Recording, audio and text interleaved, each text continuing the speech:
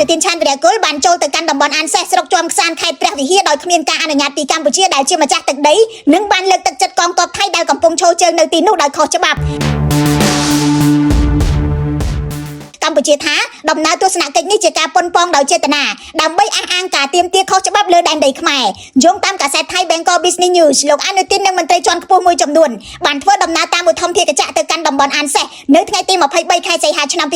2026ដើម្បីស្ដាប់របាយការណ៍សន្តិសុខនិងលើកទឹកចិត្តកងទ័ពថៃលោកអនុទានប្រកាសនៅពេលនោះថារដ្ឋាភិបាលរបស់លោកនឹងគាំទ្រកងទ័ពនិងការពារទឹកដីថៃដោយមិនឲ្យភាគីណាមួយយកប្រៀបបានទេក្នុងន័យសំដៅមកកម្ពុជាក្រសួងការបរទេសកម្ពុជាបានចេញសេចក្តីប្រកាសផ្សព្វផ្សាយនៅថ្ងៃទី26ខែសីហាតវ៉ាចំពោះដំណើរទស្សនកិច្ចរបស់លោកអនុទាននៅក្នុងដែនដីខ្មែរកម្ពុជាបញ្ជាក់ថាអានសេះជាដែនអធិបតេយ្យរបស់កម្ពុជាប៉ុន្តែត្រូវកងកម្លាំងថៃកាន់កាប់ដោយខុសច្បាប់ចាប់តាំងពីឆ្នាំ2025ដូច្នេះការចូលទៅទីនោះរបស់នាយករដ្ឋមន្ត្រីថៃដោយគ្មានការអនុញ្ញាតពីកម្ពុជាគឺមិនស្របតាមច្បាប់ហើយក៏មិនអាចប្រែក្លាយការកាន់កាប់ខុសច្បាប់ឲ្យក្លាយជាស្របច្បាប់ឬប្រែក្លាយដីខ្មែរទៅជាដីថៃបានឡើយកម្ពុជាអះអាងថាខ្សែព្រំដែនត្រូវបានកំណត់ដោយផែនទីខ្នាត1លើ200,000របស់គណៈកម្មការកំណត់ព្រំដែនរវាងឥណ្ឌូចិននិងសៀមផែនទីដែលថៃគូសដោយឯកតោភាគីនិងដំណើររបស់មេដឹកនាំថៃមិនអាចផ្លាស់ប្ដូរខ្សែបន្ទាត់ព្រំដែនដែលទទួលស្គាល់ជាអន្តរជាតិបានទេកម្ពុជាទាមទារឲ្យថៃបញ្ឈប់សកម្មភាពបែបនេះទាំងនៅអានសេះនិងតំបន់ផ្សេងទៀតដែលកងទ័ពថៃកំពុងតែកាន់កាប់ដោយខុសច្បាប់នេះគឺជាការតវ៉ាលើកទី49ចំពោះសកម្មភាពរបស់ថៃដែលកម្ពុជាថាបានបំពានលើបូរណភាពទឹកដីរបស់ខ្លួនចាប់តាំងពីការប្រយុទ្ធគ្នា2លើកនៅឆ្នាំ2025សកម្មភាពយោធារបស់ថៃនៅតាមបណ្ដោយព្រំដែនកម្ពុជាថៃរួមទាំងដំណើរទស្សនកិច្ចរបស់លោកអនុទានឆានវិរៈគុលនិងការសាងសង់លានដ្ឋានថ្មីៗនៅលើទឹកដីកម្ពុជាជាបន្តបន្ទាប់ត្រូវបានក្រុមអ្នកជំនាញភូមិសាស្ត្រនយោបាយនិងវិទ្យាសាស្ត្រនយោបាយមើលឃើញថាកំពុងបង្កើនហានិភ័យខ្ពស់ដែលអាចឈានទៅរកការប៉ះទង្គិចគ្នាជាថ្មីស្របពេលដែលកម្ពុជាកំពុងប្រកាន់ខ្ជាប់នៅយន្តការច្បាប់ការទូតនិងការប្រុងប្រៀបការពីអធិបតេយ្យភាពជាតិយ៉ាងរឹងមាំក្រុមអ្នកជំនាញបានជំរុញឲ្យភាគីទាំងពីរដោះស្រាយវិវាទតាមរយៈការចរចានិងយន្តការបច្ចេកទេសវាស់វែងការបោះបង្គោលព្រំដែនស្របតាមច្បាប់អន្តរជាតិដើម្បីបញ្ជៀសសង្គ្រាមដែលអាចធ្វើឲ្យស្ថានភាពកាន់តែធ្ងន់ធ្ងរជាបន្តក្រុមការងារ Cambodia លំអិតលើរឿងនេះដូចតទៅលោកបណ្ឌិតញរដ្ឋានៃជំនាញភូមិសាស្ត្រនយោបាយនិងសេដ្ឋកិច្ចអន្តរជាតិបានលើកឡើងថាតាមរយៈដំណើរទស្សនកិច្ចរបស់លោកអនុទានឆានវិរៈគុលនាយករដ្ឋមន្ត្រីនៅតំបន់ព្រំដែនជាមួយកម្ពុជានាពេលថ្មីៗគួបផ្សំការសាងសង់លេនដ្ឋានជាបន្តបន្ទាប់នៅតាមព្រំដែននេះកំពុងបង្ហាញឲ្យឃើញពីបញ្ហាប្រឈមនិងមានហានិភ័យខ្ពស់នៃការប៉ះទង្គិចគ្នានៅតាមព្រំដែនអ្នកជំនាញរូបនេះចាត់ទុកដំណើរទស្សនកិច្ចរបស់នាយករដ្ឋមន្ត្រីថៃមកកាន់តំបន់ព្រំដែនគ្រាន់តែជាចលនាដើម្បីបង្វែរការចាប់អារម្មណ៍របស់ប្រជាជនថៃពីបញ្ហាផ្ទៃក្នុងនិងសេដ្ឋកិច្ចថៃមកផ្ដោតលើបញ្ហាព្រំដែនតែប៉ុណ្ណោះខណៈកាលពីកន្លងទៅលោកអនុទានក៏បានជាប់ឆ្នោតដោយសារបញ្ហាព្រំដែននេះផងដែរជាការវិតម្លៃរបស់អ្នកជំនាញរូបនេះកម្ពុជាក៏បានត្រៀមខ្លួនឆ្លើយតបទាំងផ្លូវច្បាប់យុទ្ធសាស្ត្រការទូតសេដ្ឋកិច្ចនិងយោធាផងដែរយើងត្រូវត្រៀមខ្លួនឯងគឺភាពធន់នៃសេដ្ឋកិច្ចហើយនិងប្រព័ន្ធនៃការដឹកជញ្ជូនហើយខ្ញុំគិតថាខ្ញុំឃើញរដ្ឋាភិបាលយើងកំពុងតែដុតដៃដុតជើងក្នុងការបង្កើតនៅច្រកអន្តរជាតិរវាងវៀតណាមជាមួយនឹងឡាវឲ្យបានច្រើនជាងនេះដើម្បីបង្កើនលំហូរនៃទំនិញហ្នឹងព្រោះឥឡូវយើងមានច្រកអន្តរជាតិតិចអញ្ចឹងនៅពេលដែលបិទច្រកអន្តរជាតិជាមួយនឹងថៃច្រើនវាធ្វើឲ្យកកស្ទះនៅទំនិញមួយចំនួននៅតាមច្រកអន្តរជាតិជាមួយវៀតណាមជាមួយឡាវជាដើមណាជាមួយគ្នានេះលោកបណ្ឌិតយងពៅនៃជំនាញវិទ្យាសាស្ត្រនយោបាយរំលឹកជាថ្មីថាប្រទេសថៃមិនអាចកែប្រែខ្សែបន្ទាត់ព្រំដែនដោយប្រើកម្លាំងទ័ពដែលខុសពីខ្សែបន្ទាត់ព្រំដែនអន្តរជាតិនោះទេដោយមានតែបន្តឲ្យក្រុមបច្ចេកទេសវាស់វែងខណ្ឌសីមានិងបោះបង្គោលព្រំដែនរវាងប្រទេសទាំងពីរទើបអាចយកជាការបានតែយ៉ាងណាលុះត្រាតែប្រទេសទាំងពីរចរចាគ្នាឈានដល់ដោះស្រាយវិវាទព្រំដែននេះជាមួយគ្នាសិនបើតាមអ្នកជំនាញរូបនេះរដ្ឋាភិបាលកម្ពុជាក៏មិនបានអោបដៃឈរមើលប្រទេសថៃឈ្លានពាននោះដែរដោយកម្ពុជាបានធ្វើកំណត់ទូតតវ៉ានិងសម្របសម្រួលដល់ក្រុម AOT ចូលទៅត្រួតពិនិត្យជាក់ស្ដែងជាពិសេសជួយសម្រួលដល់អ្នករាយការណ៍ពិសេសរបស់អង្គការសហប្រជាជាតិតែម្ដងបើតាមអ្នកជំនាញរូបនេះកម្ពុជាត្រូវខិតខំប្រឹងឲ្យខ្លាំងតាមរយៈការធ្វើពីបដកម្មខាងវិស័យយោធានិងយុទ្ធោបករណ៍ឲ្យបានរឹងមាំក្នុងការការពារដែនអធិបតេយ្យភាពស្របតាមច្បាប់ជាតិនិងអន្តរជាតិការដែលថៃចេះតែកក្លឿនបំពានច្បាប់អន្តរជាតិពីព្រោះថៃបានប្រមាថទៅលើកម្លាំងរបស់យើងអញ្ចឹងបើយើងដឹងថាគេប្រមាថយើងទៅលើផ្នែកហ្នឹង តើតែយើងខិតខំកសាងផ្នែកហ្នឹងឲ្យវាមានភាពរឹងមាំក្នុងកម្រិតមួយមិនមែនរឹងមាំស្មើឬរឹងមាំលើសអីទេគឺរឹងមាំល្មមនឹងការពារអធិបតេយ្យខ្លួនឯងបានល្មមនឹងការពារអ្នកដែលព្យាយាមតទល់អ្នកដែលឈ្លានពានយើងបានអាហ្នឹងយើងត្រូវតែមើលឃើញអញ្ចឹងហើយមិនគួររីរែកទេបាទមិនគួររីរែកខ្លាចអ្នកណាថាយ៉ាងដូចម្ដេចទេបាទអ្នកណាថាជារឿងរបស់គេប៉ុន្តែយើងត្រូវតែធ្វើវិបត្តិកម្មឲ្យស្របនឹងច្បាប់រដ្ឋធម្មនុញ្ញរបស់យើងឲ្យស្របនឹងឆន្ទៈជាតិដើម្បីការពារទឹកដីរបស់យើងអត់បានទៅធ្វើដើម្បីឈ្លានពានអ្នកណាទេអានេះយើងត្រូវយល់ឲ្យច្បាស់ ឯកឧត្តមនេតភក្ត្រារដ្ឋមន្ត្រីក្រសួងព័ត៌មានបានគូបញ្ជាក់ថាកម្ពុជាបន្តប្រកាន់ចំហមឹងម៉ាត់ក្នុងការការពារខ្សែព្រំដែនអន្តរជាតិកម្ពុជានិងថៃដោយផ្អែកលើសិទ្ធិសញ្ញានិងអនុសញ្ញាបារាំងសៀមពិធីសារកំណត់ព្រំដែនផែនទីនិងលទ្ធផលនៃការងារខណ្ឌសីមារបស់គណៈកម្មការព្រំដែនឥណ្ឌូចិនសៀម MOU ឆ្នាំ 2000 និងគោលការណ៍ច្បាប់អន្តរជាតិពាក់ព័ន្ធជាក់ស្ដែងកម្ពុជាមិនទទួលស្គាល់ការកែប្រែខ្សែព្រំដែនណាមួយដែលកើតចេញពីការប្រើកម្លាំងឬការបង្កើតអង្គហេតុសម្រាប់ដោយឯកតោភាគីឡើយ រាជរដ្ឋាភិបាលកម្ពុជាបានធ្វើការតវ៉ាជាផ្លូវការយ៉ាងខ្លាំងក្លាបំផុតចំពោះដំណើរទស្សនកិច្ចដោយគ្មានការអនុញ្ញាតរបស់នាយករដ្ឋមន្ត្រីថៃអនុទានឆានវីរៈគុលមកកាន់តំបន់អានសេះកាលពីថ្ងៃទី23 ខែសីហាកន្លងទៅថ្មីនេះកម្ពុជាបានចាត់ទុកដំណើរទស្សនកិច្ចរបស់អនុទានមកកាន់តំបន់នេះថាជាចេតនាលេបយកទឹកដីកម្ពុជានិងរំលោភយ៉ាងធ្ងន់ធ្ងរលើដែនអធិបតេយ្យរបស់កម្ពុជាតាមរយៈសេចក្តីប្រកាសព័ត៌មានដែលចេញនៅថ្ងៃទី25និងទើបផ្សព្វផ្សាយជាផ្លូវការនាព្រឹកថ្ងៃទី26 ខែសីហានេះក្រសួងការបរទេសនិងសហប្រតិបត្តិការអន្តរជាតិបានសរសេរថាដំណើរទស្សនកិច្ចគ្មានការអនុញ្ញាតនេះគឺជាការប៉ុនប៉ងដោយចេតនាដើម្បីអះអាងការទាមទារខុសច្បាប់លើដែនអធិបតេយ្យរបស់កម្ពុជាដែលជាតំបន់មួយត្រូវបានកងកម្លាំងប្រដាប់អាវុធថៃកាន់កាប់ដោយខុសច្បាប់ចាប់តាំងពីឆ្នាំមុនមករាជរដ្ឋាភិបាលកម្ពុជាសូមបញ្ជាក់ថា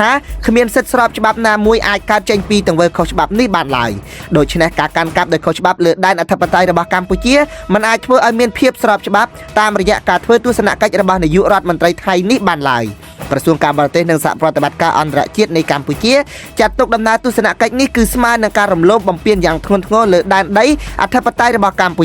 ដោយដែលបានកំណត់និងខណ្ឌសីមាដោយផែនទីខ្នាត1លើ 200,000 ផលិតដោយគណៈកម្មការកំណត់ព្រំដែនរវាងឥណ្ឌូចិននិងសៀមនិងចំណុចទី1នៃសេចក្តីប្រកាសរួមនៃកិច្ចប្រជុំពិសេសលើកទី3របស់គណៈកម្មាធិការព្រំដែនទូទៅហៅកាត់ថា GBC ធ្វើឡើងកាលពីថ្ងៃទី27 ខែធ្នូឆ្នាំ 2025 ដែលបានហាមឃាត់យ៉ាងច្បាស់នៅសកម្មភាពបង្កហេតុដែលអាចបង្កើនភាពតានតឹងតាមបណ្ដោយព្រំដែនរាជរដ្ឋាភិបាលកម្ពុជាបញ្ជាក់ថាទាំងផែនទីដែលថៃគូសដោយឯកតោភាគីឬដំណើរទស្សនកិច្ចណាមួយដែលផ្អែកលើផែនទីបែបនេះมันអាចផ្លាស់ប្ដូរខ្សែព្រំដែនដែលទទួលស្គាល់ជាអន្តរជាតិបានឡើយក្រសួងការបរទេសសង្កត់ធ្ងន់ថារាជរដ្ឋាភិបាលកម្ពុជាក៏សូមបញ្ជាក់ជាថ្មីថាកម្ពុជាមិនទទួលស្គាល់ជាដាច់ខាតនៅខ្សែបន្ទាត់ព្រំដែនឬការទាមទារទឹកដីជាឯកតោភាគីដោយប្រទេសថៃនោះឡើយដំណើរទស្សនកិច្ចខាងលើនេះមិនប៉ះពាល់ដល់សិទ្ធិស្របច្បាប់ឬជំហររបស់កម្ពុជាទាក់ទងនឹងព្រំដែនអន្តរជាតិរបស់ខ្លួនឡើយរាជរដ្ឋាភិបាលកម្ពុជាតាមរយៈក្រសួងការបរទេសបានទាមទារឲ្យថៃបញ្ឈប់សកម្មភាពបែបនេះនៅក្នុងតំបន់អានសេះក៏ដូចជាតំបន់ផ្សេងទៀតដែលត្រូវបានកងកម្លាំងប្រដាប់អាវុធថៃកាន់កាប់ដោយខុសច្បាប់កាលពីឆ្នាំមុនដើម្បីបន្ធូរបន្ថយស្ថានភាពជំរុញការជឿទុកចិត្តគ្នាទៅវិញទៅមកសម្រួលដល់ការដោះស្រាយចំនួនដោយសន្តិវិធី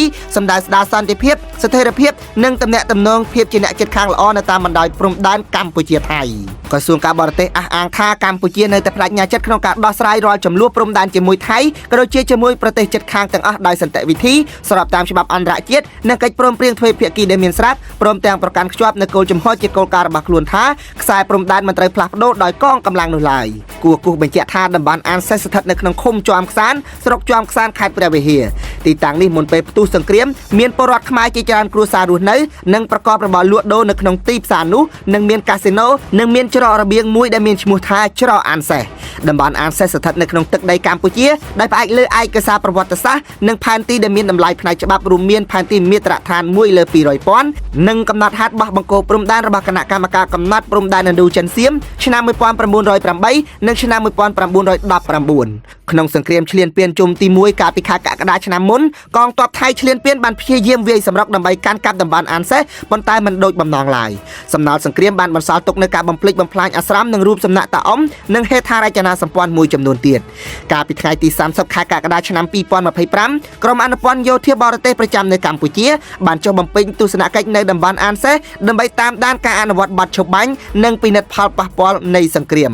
ដំណើរទស្សនកិច្ចនេះបានផ្ដល់នូវសក្ខីភាពអន្តរជាតិអំពីការពិតនៅលើដីនិងអំពីអធិបតេយ្យភាពរបស់កម្ពុជាលើតំបន់អានសេសដែលមានមូលដ្ឋានទាំងលើការគ្រប់គ្រងជាក់ស្ដែងនិងលើឯកសារច្បាប់ប្រវត្តិសាស្ត្រដែលបានទទួលស្គាល់គួររំលឹកថាកងទ័ពថៃឈ្លានពានបានប្រើអាវុធធុនធ្ងន់និងប្រើគ្រប់មធ្យោបាយយោធាមកលើកងកម្លាំងការពារជាតិកម្ពុជាក្នុងសង្គ្រាមឈ្លានពានជុំទី2នៅខែធ្នូឆ្នាំ2025ដើម្បីគ្រប់គ្រងតំបន់អានសេសឲ្យទាល់តែបានហើយក្រោយមកបានកែប្រែស្ថានភាពលើដីជាក់ស្ដែងបំបត្តិភ័ស្តុតាងដែលបានឈូសឆាយកំទេចរូបសំណាក់តាអ៊ំកំទេចរូបសំណាក់ព្រះវិស្ណុបង្កើតអង្គហេតុសម្រាប់លើដីជាក់ស្ដែងដោយដាក់រូបសំណាក់ព្រះពុទ្ធជំនួសរូបសំណាក់ព្រះវិស្ណុនិងដាក់ទូកុងតឺន័រចូលជ្រៅមកក្នុងទឹកដីកម្ពុជាទោះបីកម្ពុជាបានតវ៉ាជាផ្លូវការជាច្រើនលើកជាច្រើនសារ អ្នកនាំពាក្យរាជរដ្ឋាភិបាលសូមជម្រាបជូនបងប្អូនជនរួមជាតិនៅព័ត៌មានសំខាន់ដូចតទៅទី1កម្ពុជាតវ៉ាយ៉ាងខ្លាំងចំពោះដំណើរទស្សនកិច្ចគ្មានការអនុញ្ញាតរបស់នាយករដ្ឋមន្ត្រីថៃចូលក្នុងដែនអធិបតេយ្យកម្ពុជានៅក្នុងខេត្តព្រះវិហាររាជរដ្ឋាភិបាលកម្ពុជាបានតវ៉ាជាផ្លូវការនិងយ៉ាងខ្លាំងក្លាបំផុតចំពោះដំណើរទស្សនកិច្ចរបស់នាយករដ្ឋមន្ត្រីថៃទៅកាន់តំបន់អានសេសស្ថិតក្នុងស្រុកជាំខ្សានខេត្តព្រះវិហារកាលពីថ្ងៃទី23ខែសីហាឆ្នាំ2026ដំណើរទស្សនកិច្ចគ្មានការអនុញ្ញាតនេះគឺជាការប៉ុនប៉ងដោយចេតនាដើម្បីការអះអាងទាមទារដោយខុសច្បាប់លើដែនអធិបតេយ្យភាពរបស់កម្ពុជាដែលជាតំបន់មួយត្រូវបានកងកម្លាំងប្រដាប់អាវុធថៃកាន់កាប់ដោយខុសច្បាប់ចាប់តាំងពីឆ្នាំមុនមករាជរដ្ឋាភិបាលកម្ពុជាសូមបញ្ជាក់ថាគ្មានសិទ្ធិស្របច្បាប់ណាមួយអាចកើតចេញពីទង្វើខុសច្បាប់នេះបានឡើយដូច្នេះការកាន់កាប់ដោយខុសច្បាប់លើដែនអធិបតេយ្យរបស់កម្ពុជាមិនអាចធ្វើឲ្យមានភាពស្របច្បាប់តាមរយៈដំណើរទស្សនកិច្ចរបស់នាយករដ្ឋមន្ត្រីថៃបានទេដំណើរទស្សនកិច្ចនេះគឺស្មើទៅនឹងការរំលោភបំពានយ៉ាងធ្ងន់ធ្ងរលើដែនអធិបតេយ្យរបស់កម្ពុជា